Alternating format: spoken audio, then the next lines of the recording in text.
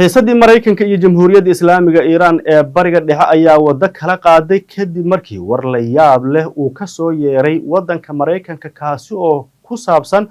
mustaqbalka dhulka Jamhuuriyadda Islaamiga ee Iiraan. madaxweynaha Mareykanka ee Donald Trump ayaa laga soo dusiyay war ku saabsan in wadankiisa uu hoos geyn doono ama Mareykanku uu la wareegi doono qayb ka mid ah dhulka Jamhuuriyadda Islaamiga ee Iiraan isla markaasina Iiraan dhulkeeda la kala qaybin doono waa sida uu hadalka u dhigay.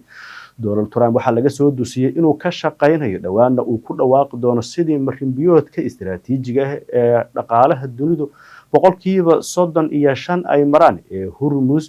inuu ku dhawaaqo in dhulkaasi iyo baddaasi qaybteedaasi gacankaasi uu si toos ah u hoos tagi doono dhulweynaha Mareykanka isla markaasina uu ka shaqeynayo sidii loo kala qaybin lahaa dhulka Jamhuuriyadda Islaamiga Iiraan isagoo sheegay in dhulka qayb ka mid la siin doono Israa'iil qaybna wadamada kale ee Carabta loo kala qaybin doono qaybna Mareykanka gaar ahaan qaybaha dhaqaalaha ugu muhiimsan uu qaadan doono isagoo sheegay in qorshahaasi haddii Iiraan ay fulin weyso awaamiirta iyo wada hadallada in ay natiijo ka soo baxaan uu qorshahaasi ka dhabayn doono taasi oo noqonaysa waa sida uu Donald Trump hadalka u dhigay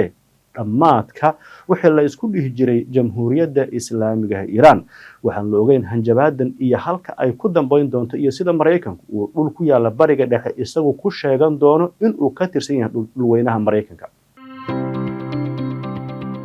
الدكتورة رحاب عبد الحليم